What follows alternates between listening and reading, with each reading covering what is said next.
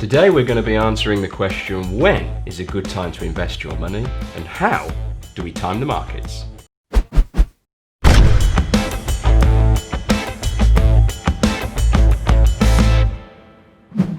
Hey, what's up everyone? Welcome back to That Finance Show with me, Tom Morgan.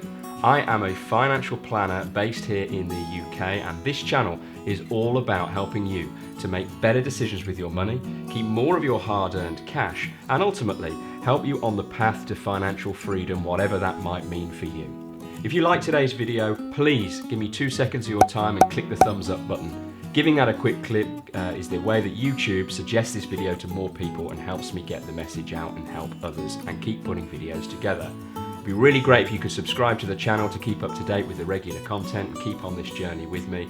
And also it's really good to hear from you, so do drop me a comment in the box below. Always love to hear your thoughts on each video, and I try and respond to everybody that I can. But right now, let's take a look at today's video. So today's video is all about when is a good time to invest your money and how do we time these markets. Now this is a question I often get asked, probably once every single week. And the interesting thing is that it doesn't matter who asks me the question, what time of life they're in, or what market cycle and what markets are doing. My answer is in fact very simple and is always the same. And if you stick around to the end of the video, I'm going to give you one of my top tips, a golden rule on the best investment strategy above all others that has proved time and time again to deliver the best results. If you ask me the question, when is a good time to invest my money, my answer to you would always be the same: now.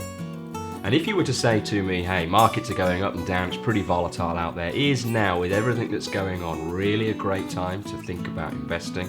My answer would be yes.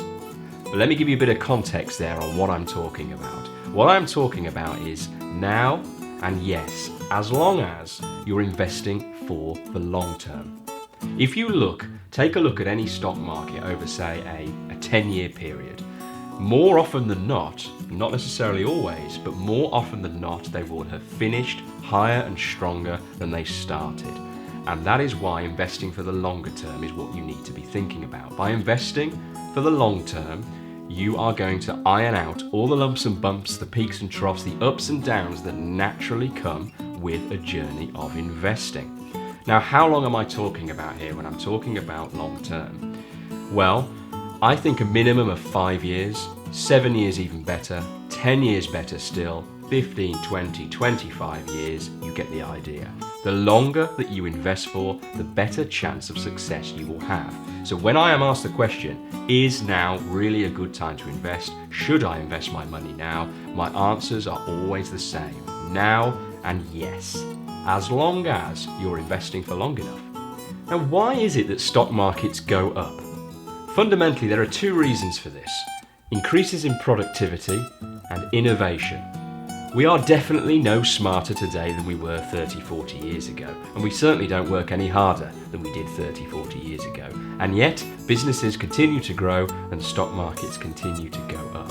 And that's down to increases in productivity. We are always finding ways of doing things more efficiently and producing more. And innovation. We're always coming up with new, exciting technology, electric cars and the like. If we look at the US, for example, if you take the economic output of each individual person in the population, or per capita GDP if you're being posh, you will find that it is 6 times higher today than it was back in the 1930s. How can that be? As I say, we're certainly no smarter and we don't work any harder. It's because we've been more efficient, more productive, and innovation. That is fundamentally why businesses continue to make money, continue to grow, and stock markets go up. The world over time will improve, will grow, will be a better place in the future than it is today. You can quote me on that. If that assumption turns out to be wrong, then let me tell you, we have far more to worry about than the value of our stock portfolio. Maybe not that bad. Now let's delve into this a little bit further. We are global investors. Due to increases in technology and how we can invest our money, the world is a much smaller place and we have access to all sorts of global markets.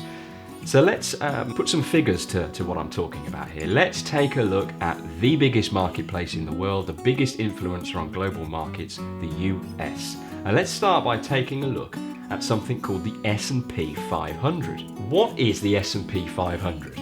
The S&P 500 is essentially an index, a list of the 500 biggest companies in America. It's a little bit more complicated than that in truth, but for the purpose of what this video is about and what I want to show you, just think of it that way. The 500 largest companies in the US.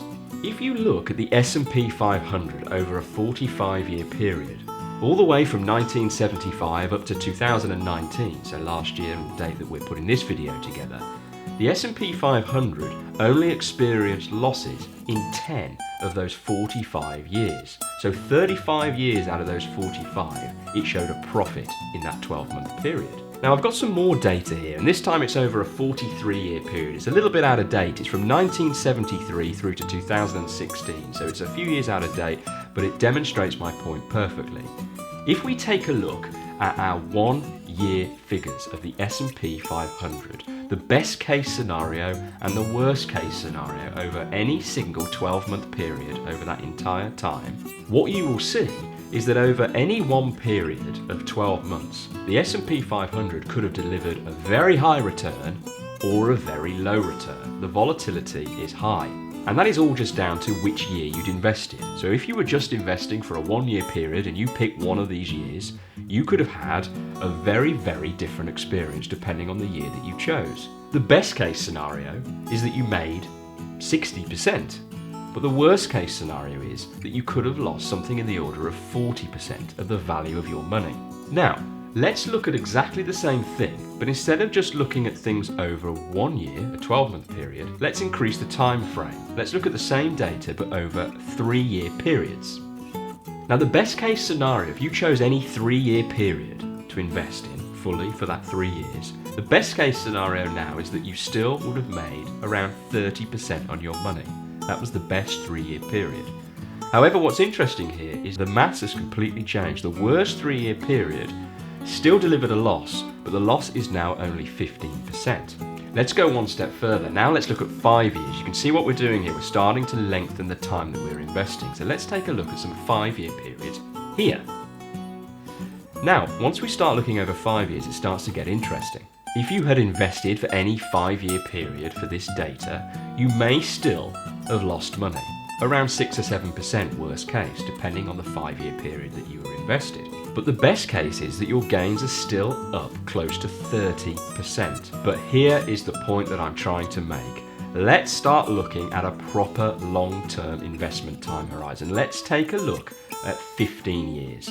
So if you'd invested for any 15-year period in this data here, this is where it gets really interesting. If you'd invested for any 15-year period up to December 2016 when this data was put together, the worst case scenario, the worst that you would have done, you would still have made a profit of around 4%. The best case scenario, the best 15-year period in there, would have seen you with returns around 20%. Essentially, what this is saying is, over any 15-year period that you would have invested for in the S&P 500 from 1973 through to 2016, so recent history, you would never have lost money. So this is the tipping point, 15 years. Now don't forget, we are ignoring things like inflation here. We're just looking at the money that you put in and take out. And of course, inflation and other factors are important. But the point here is that the longer you invest, the better chance for success that you have. And when looking at the S&P 500 as an example, 15 years is the tipping point where there are no 15-year periods in this data from 1973 to 2016 where you would have been down on the money that you put in. Now we can keep going with this till the cows come home, but you get the idea. Time matters. The longer, the better. This is why people are always looking to invest over the longer term, and why I always say to people, yes, you should invest, and now is when you should do it. Investors in general are poor market timers. I don't care what stock picking genius you speak to or you see here on YouTube, we in general are poor at timing the market. So going back to the title of this video and the question that we said at the start, how do I time the market? Well, I would argue you don't, and you can't. And I don't care who disagrees with me. One of the biggest flaws that most investors have is the tendency to be emotional. Many individuals claim to be longer term investors. However, when markets start falling and things get a little bit rocky, through fear of suffering further losses, actually cash in, sell their investments, try and come out of the market. Now that's being emotional, and it's one of the worst things you can be as an investor. Many of these same investors, through panicking and being emotional during the rocky patches and coming out of their investments and out of the markets, will tend to miss the rebound that naturally occurs in most instances. And what's worse is, when the rebound has occurred and things have calmed down, it's when those investors that panicked when things went down try and get back in when all of that rebound and the gain has already happened. They've missed the boat. This type of buy high, sell low mentality that comes with being too emotional when it comes to investing tends to hamper most people's long-term returns. Now, when doing some research for this video, I found a really interesting piece of research that was done again on the S&P 500.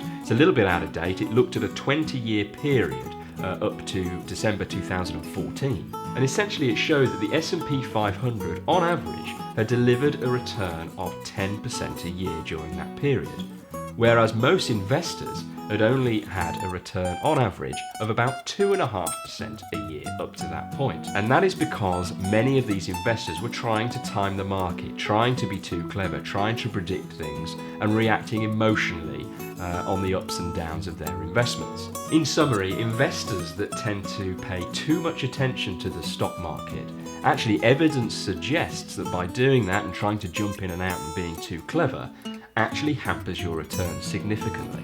When we're looking to make an investment, we should be doing a simple calculation. We should be analysing things by their value, their worth, comparative to their price, and whether or not we want to buy it.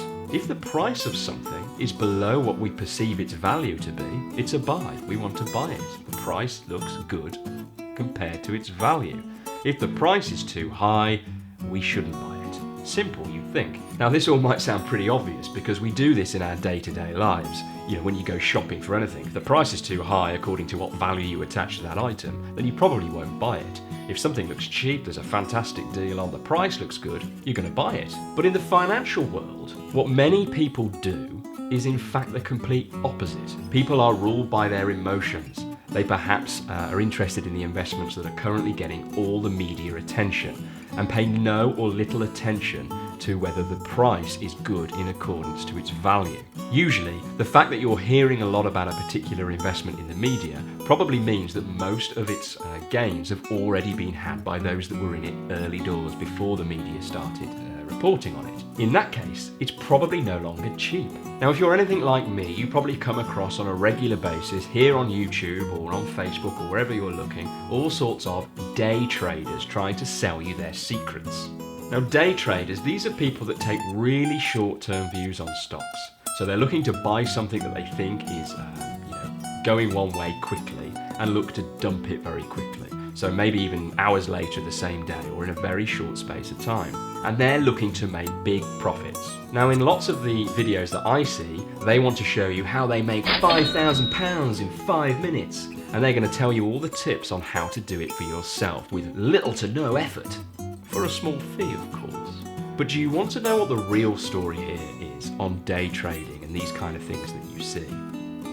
Not only do most day traders fail to make a consistent profit, somewhere between 70 to 80% of day traders lose money on a consistent basis. This is not my ethos. This is not what this channel is about. This channel is not a get-rich-quick scheme. I can help you get rich slowly, and that is by being a long-term, practical investor, not ruled by your emotions.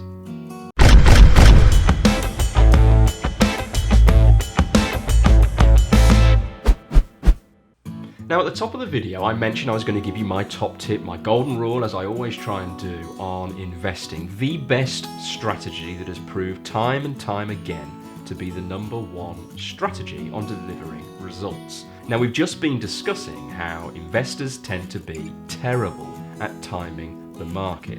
And so the best strategy that you can have coming into investments, whether you're new to this or whether you've experienced and made horrible mistakes in the past, the strategy should be buy and hold. To quote one of the most famous investors of a generation, Mr. Warren Buffett, who gets quoted a lot here on YouTube, but for good reason, he once said his favourite holding period is forever. He actually goes on to say that you shouldn't hold a stock. If you're not comfortable holding a stock for 10 years, then you shouldn't hold it for 10 minutes. The main reason to buy and hold stocks is that time and time again, evidence suggests that you are going to have a better return than those people that are trying to time the market too frequently. And as we said before, emotional investing definitely hampers returns. And what's more, riding out these temporary market downturns is actually considered a sign of a good investor. I hope you found that useful, guys and girls. Thanks again for your time today. And I hope there's something in that video that you can take forward as a top tip for you. And I really want to hear from you in 10, 15 years time from now about all the money that you've made from creating better investor habits. If you liked today's video, please give it a thumbs up, give it a like, subscribe to the channel, click on the bell notification so you can be told when we release new videos, and drop me a comment in below if you have any thoughts on today's video. I'd love to hear from you and I'll reply to as many as possible. Remember, money doesn't buy you happiness, but a lack of it will make you miserable. See you next time. Cheers.